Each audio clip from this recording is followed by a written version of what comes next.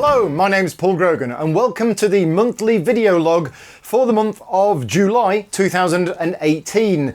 This is actually the second time I've recorded this video today because the first time the video camera wasn't working and I just lost all of the footage. Anyway, so here we are again. Hopefully this time it'll be much better than the last one. Yeah, definitely. Now, it's the 20th of August at the time of filming, so why has it taken me 3 weeks to get round to doing a video log for the previous month? Well, at the very end of July, I went off to Gen Con, and the plan was, when I got back from Gen Con, I had a couple of days which I would recover, get some sleep, and do the video log for July before I went off to another convention of HandyCon. However, for those people who follow me, you'll be aware that Gen Con wasn't a particularly great experience for me this year, and I was quite ill when I got back, so I didn't get a chance to do that. Then went off straight to another convention. And then the week after that convention, well, I don't want to go into too much detail, but I have a number of things going on in my personal life, and basically one thing after another. Anyway, so we are now on the third week of August, and I'm doing the video log for July. So apologies that it's a bit late, but let's get on with it. Now, the first thing is I always like to thank my Patreon supporters, because without my Patreon campaign and without my supporters, I wouldn't be able to do this video. But also, more importantly, I wouldn't be able to do a lot of the other videos that I'm doing at the moment. So yeah, a massive thank you to all of my Patreon supporters. And if you are watching this video and you do want to help me, your money will basically be used to contribute to the show to buy better equipment and to allow me to create more content. So let's have a shout out for some new executive producers who joined in the month of July. Anybody who joined after the 1st of August will be mentioned in the next month's video log. So Adil Majid, new executive producer, and asked me to go and check out a game at Gen Con, which I did. So thank you very much for your support. James Naylor, UK games designer, who's got a game Magnate, which he had at HandyCon, and he's going to go to Essen and he's going to be showing off that there. Oliver Kinney from the Tabletop Games blog. So thank you very much, Oliver, for your support.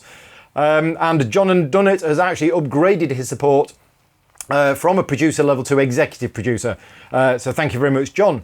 There's also a couple of executive producers who have actually increased their pledge beyond the minimum amount for executive producer, which is very nice. So Kevin Duffy, thank you very much. And Ryan Burr, thank you very much, Ryan. And I'm glad I got a chance to chat with you a bit at Gen Con. New producers. Now I'm going to mess some of these pronunciations up here if I haven't already. So I will apologise in advance. I'm also trying to read my own handwriting, which isn't that great these days. So new producers are Chariton Kalazidis, thank you very much. Bajati Handeland, thank you. Jeroen Driehaus. Now I know I've pronounced that correctly because me and you, Jeroen, we've been having discussions about how to pronounce your name. So hopefully that's correct. If not, let me know. Steve Duplain, thank you very much, Steve. Lucky Jackson, who I had the pleasure of just chatting to for 5 minutes at Gen Con. So that was really nice. I hope to see you at another one. David Digby, thank you very much, David, for your support. David's also another UK budding games designer who had a couple of games recently at a convention that he was showing off to people. And there's definitely some promise in those games, definitely. Johannes Lindrupsen, thank you very much for your support. I've probably pronounced that wrong because I can't read my writing here, so sorry for that. Harold Dalbacken, thank you very much, Harold. And Ben Taylor from Dicey Exploits. Dicey Exploits is a YouTube channel that does amazing videos. I don't think Ben's done that many of them, and I don't know the last time you did one, Ben, but the ones that I saw were just really well produced, really well written, very funny, and it's an absolute... it's a crying shame that you don't have more views and more supporters, because, yeah, great stuff. So other people who've backed at a lower level that I like to say thank you to. Louis Noble, great to have you on board, Louis. Thank you very much for your support. Lee Stanford as well, thank you, Lee. John Brownsill, thank you, John. Matt Dunstan from Good Little Games. Matt's a UK games designer who's designed a number of games, some of which I've helped with the rulebook for. So thank you, Matt. Diana, a friend of mine from... How long is it now? Almost 20 years, I think. Wow, that's going back a bit. I've known Diana from way back when I used to live in Hertfordshire and used to be a good friend then, now living in Germany. Thank you very much for your support. Alexandre P. Randall Lloyd, thank you very much, Randall, and thank you for the crabs. Beth Sobel, game artist, does great work. Thank you very much for your support, Beth. And Beth actually posted a picture on my Gaming Rules Slack channel a few weeks ago now, which I thought I misread it. And it was basically, I thought this was a picture from her, you know, lounge window or back garden window. Back garden view from her back garden. And it was this beautiful mountain and this lake, and it was amazing. And I was about to pack my bags and go and visit, but no, it's a place near her. But anyway, thank you very much, Beth. And last but not least, David Daffin. Thank you very much for your support, David. Now, as part of the Patreon campaign, every month I do a contest, and one lucky Patreon supporter has a chance of winning a game. The July contest was to win a copy of Space Freaks from Stronghold Games and Louter Pellet. The winner of the game was Christopher Lloyd. I did the draw while I was actually over in Gen Con. I think I did. I've lost track. Anyway, so Christopher Lloyd won the contest. Thank you very much, Christopher. I actually got an email yesterday from the parcel company that I used to say that it had arrived. So hopefully you've got it. But yes, thank you very much for your support and congratulations at winning. I hope the rulebook for the game's good, because me and a friend of mine helped edit it. I've never actually played the game itself, so who knows? Who knows? This month's contest, which will be drawn on the 1st of September. So all of my Patreon supporters, basically producer level or higher, as of the 1st of September, will get entered into a contest. And one of them will win a copy of War Chest from AEG. Now, I'm going to be talking a lot about War Chest in this video log. And if you want to win a copy of it, support me before the end of this month and you will get entered into the contest. So yeah, there we go. Executive producers get entered 3 times, so you've got more chance of winning. Anyway, right, so War Chest is the contest for this month. Right, now let's go on to some of the games that I've been playing in July. So the start of July, I played a couple of games which I can't really talk that much about. One of them was Warp Gate, which is a game that was successful on Kickstarter. I'm doing the rulebook for the game. So that game that we played of Warp Gate was actually a let's test the rulebook to see if the game works. So you're not going to get me giving my personal opinion on the game because I'm professionally involved in it and the designer and publisher are a client of mine. But we played the game in order to test to see if the rulebook was clear or not. And it did need a little bit of work, but generally it was okay. The next game I played was North American Railways, which I've been really wanting to play since I picked up a copy at UK Games Expo. We played it, I did enjoy it, although we did play a rule wrong, as I found out later. So I now want to play it again with the correct rules, but I did really enjoy what I saw of the game. So that's North American Railways from Surprise Stair Games and Flying Lemur Games. Lemur, I don't know. You know, those cute little creatures. The other game that I can't really talk much about is Madeira, because I was testing one of the new mini expansions. And What's Your Game don't want me to really share much information about these mini expansions, but we tested them. Some bits we liked, some bits we didn't like, and then I spent the next day talking with What's Your Game and going over the feedback about that mini expansion. Right, then I went to Manacon. And I played quite a lot of games at Manacon. Now, Manacon is a UK convention. It's been running for 36 years. It's one of my favourite ones. I like the accommodation because it's cheap and cheerful. It's in a student accommodation, so it's not amazing quality, but all I need is a bed that I can sleep in, and that's fine, and it's cheap. The food is cheap, and I think it's fine. I have no problems with that. The organisation of Manacon, I know a number of the organisers, and Gary is a Patreon supporter, and they basically give me an area at Manacon where I can run my demos, and they gave me a number of tables this year because there's a lot of space. One of the great things of Manacon is it doesn't feel cramped. There's plenty of space, and they gave me a number of tables for me to run my gaming rules demos on.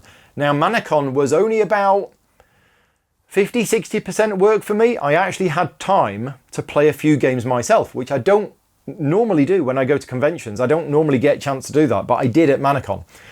And I played a number of games of War Chest. So I think I played 1, 2, 3, at least 3, if not 4 games of War Chest, and I also taught it how to play a number of other people. So AEG gave me a copy of War Chest for review or to help promote. So I wasn't being paid to do it, but I was very keen to try the game and see how it played. I really liked it, otherwise I wouldn't have played it 4 times, and the other people who I taught how to play, they seem to really like it as well. So War Chest got played a lot. If you want to know a bit more about War Chest, I actually did a playthrough video which went out at the end of July, so it is part of the July video log. I did a video, multi-camera setup video of me teaching and then playing through War Chest. So if you want to know more about it, go and check out that video. I also played a few games of Thunderstone Quest, which again, AEG has sent me a copy of, and I was very keen to try it and see how I got on with it. I'd played the original Thunderstone, and I remember not liking it too much. I can't remember exactly why, I just wasn't keen on it. I never played Thunderstone Advance, but Thunderstone Quest, a lot of people had been saying was really good. And Joel Eddy, who's a reviewer in America who I've become friends with, I tend to agree with Joel on a number of things. Not everything, because one of his top 10 games of all time is one of my worst games of all time. But most of the time, me and Joel generally agree. And Joel had played the other Thunderstones and wasn't that impressed by them, and played this one and really liked it. So I was like super excited to try it out. And I did. I've played it a few times now, and I do enjoy it. I think it's a good game.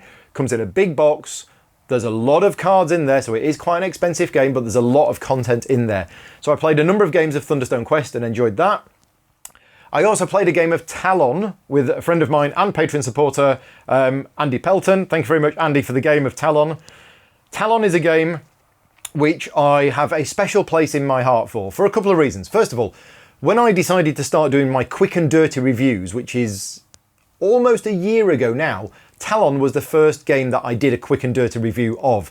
So if you want to see what I think about Talon, I like it, go and check out my video from September, October last year, something like that.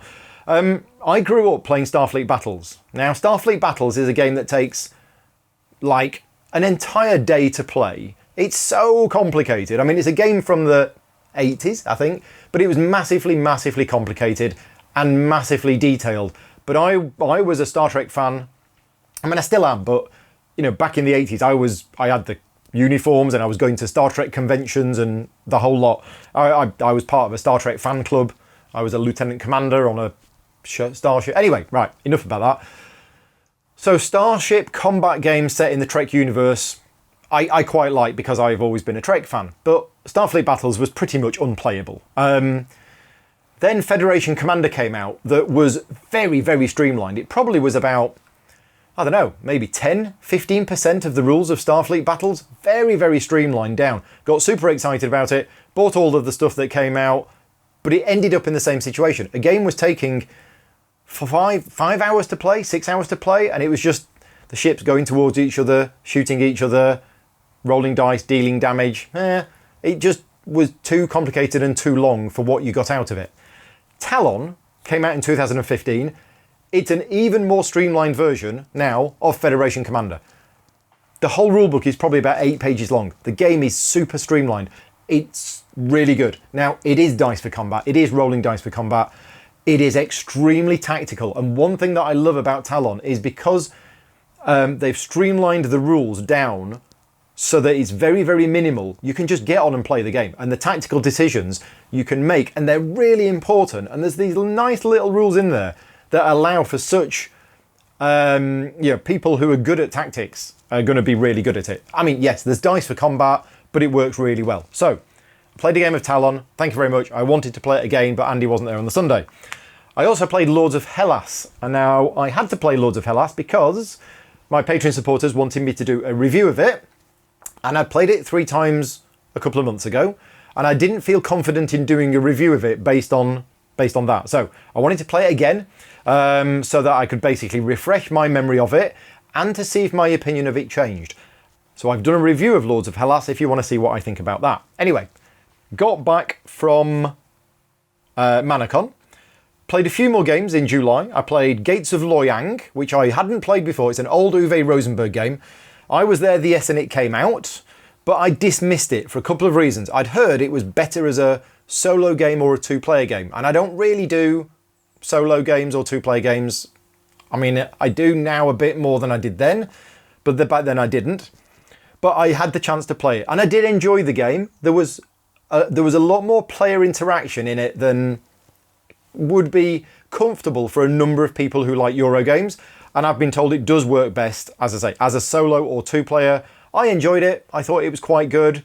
I came last. Doesn't matter. I like the mechanics. They felt a little different. So that was good. But yeah, possibly a little bit too high on the player interaction. You can steal other people's things and mess up what they were planning to do.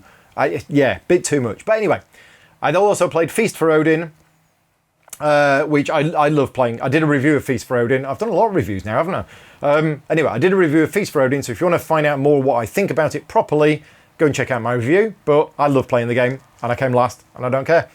And then I went to Gen Con. So that was it for the games that I played in July. If you've played any of those games, if you have your own thoughts on those games, please let me know in the comments below whether you like them, didn't like them, or whatever.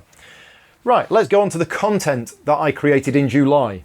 I didn't feel that I created a lot of content in July, but actually, looking at this list, I did quite a bit. I only did one rules video. I'm doing less rules videos now than I used to because I'm doing so much more Patreon content.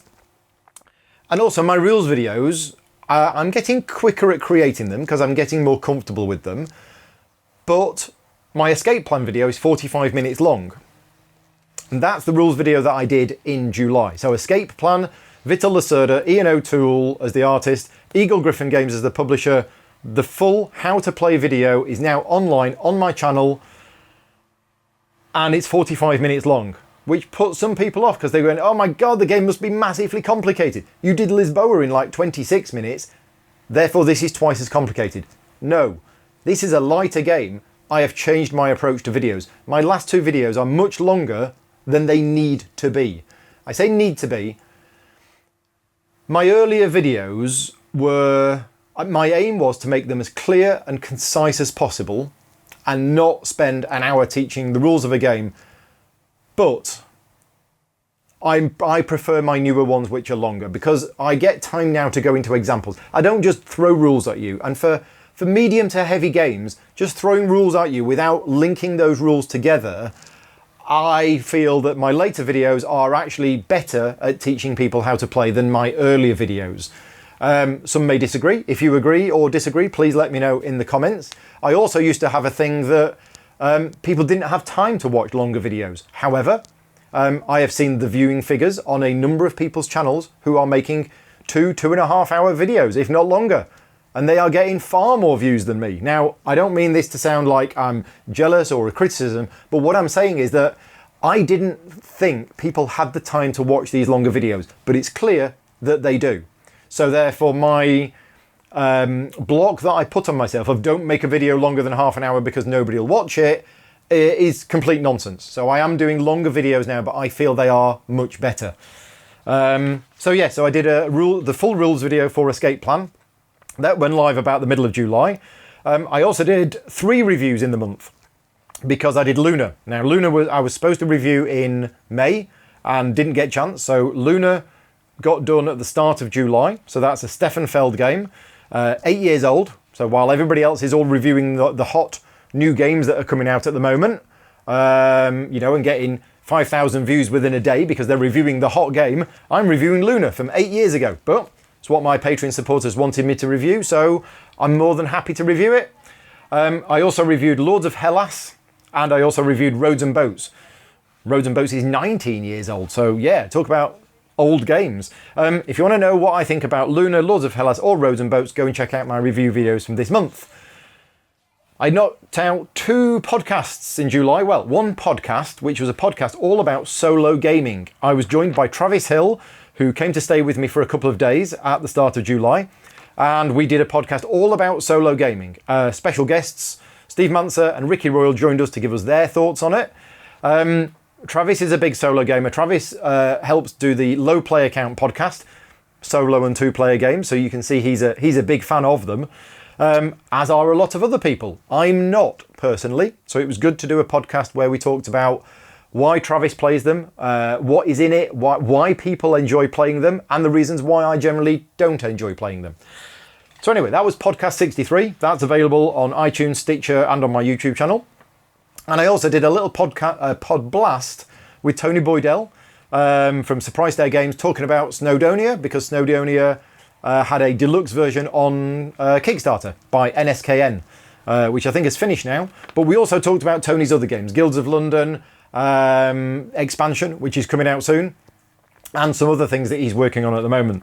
I did a live Q&A as well, and I also did a War Chest multi-camera teach and playthrough video. This is the first of what I'm hoping I'm going to be doing more of in future. And I'll talk a little bit on this later on in the video. But if you want to see me teach War Chest to two of my friends and then the video of them playing through it, it's not a long video because it's a short game. But it was my first attempt at using a multi-camera setup to create a video, and I used a split screen thing, so all three cameras were on screen at once. I had all sorts of technical issues, but it came out as well as I could hope it was basically a first attempt. So check out that's my War Chest video, and yeah, so that's it for the content that I have done in July. Now, what's the plan for August? Which is a bit odd because it's currently the 20th of August that I'm writing this. So for me to say what my plans are for August, well, let's go through briefly what I've done so far. So at the start of August, I will be going to Gen Con. Spoilers, I'm back from Gen Con. It wasn't very good for me. Gen Con was amazing, but not very good for me personally. If you want to see the good sides of Gen Con, I did a Gen Con video log. And then I got back from Gen Con and I went pretty much straight to HandyCon. And then for those people who are following me on social media or who are friends, you'll know that my personal life right now is being taken on a day-by-day basis because of health issues with my mum, our cat, and other things going on as well. So I'm finding it really difficult at the moment to stay focused on paid work. Unfortunately, I have had to decline a number of jobs which were offered to me. I have also had to go back to a couple of clients for work that I'd agreed to do and said, look, I'm really sorry, I'm not going to be able to do this. I hated doing that. It made me feel awful inside. It made me feel unprofessional. They were very understanding because of my personal situation. But even the work which I haven't, which I was already working on, I've been finding it really difficult to stay focused and get motivated to do it. That doesn't mean I've been having a rest. What it means is that I've been spending a lot of time and effort and money in investing into trying to do new stuff for the channel. The multi-camera setup, fiddling around with that. And that's what I'm hoping to do more of. I'll explain this more in the August video log when I actually get down to do it. But things that I do have planned, I have the Dice Hospital rules video, which I plan to do in August. I also have the Keyflow video, Richard Breezy's new game, which I had planned to do in August, but it's currently the 20th of August and Richard hasn't sent me a copy of the game yet, so that's not going to happen in August. And the Cerebria video is going to be done in September. So the only rules video I've got planned for August now is Dice Hospital, and if the planets align themselves correctly, I will have that done by the end of this month. Wish me luck. Apart from that, there will be some more review videos. There will be another video log, which I'm hoping to do at the start of September and not wait till 2/3 of the way through the month. Another live Q&A, and yeah, we'll see how the multi-camera setup stuff works. And again, we'll have to see what goes on in my personal life. It's very, very up and down at the moment, and things are difficult. But anyway, I won't go into too much detail on that. Before I wrap things up, just again, if you do want to support me and what I'm doing and the content that I'm creating, then every little bit helps.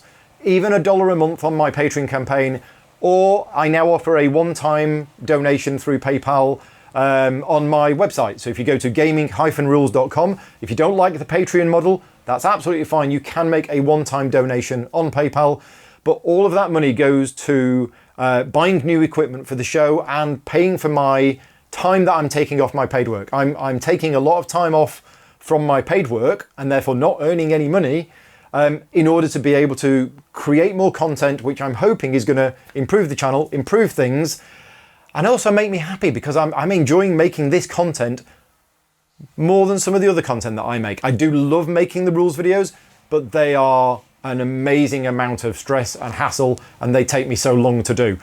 But I'm still going to keep making them because people want to still see them. Anyway, let's wrap things up there. As I say, your support on Patreon is always appreciated. And if you haven't supported the channel before, then please consider it. Just go and check it out. As I say, even $1 a month does help. And a big thank you to all of my Patreon supporters, not just for the financial support, but for all of the messages of support that I've received personally while things have been very difficult. I probably couldn't have got through this, without the support of a number of people. And I will probably be relying on you again over the coming weeks and months based on how other things are going. So anyway, I'll wrap things up there. Thank you very much for watching. If you've got any feedback or comments, then please put them in the show notes below. And until next time, take care and thanks for watching.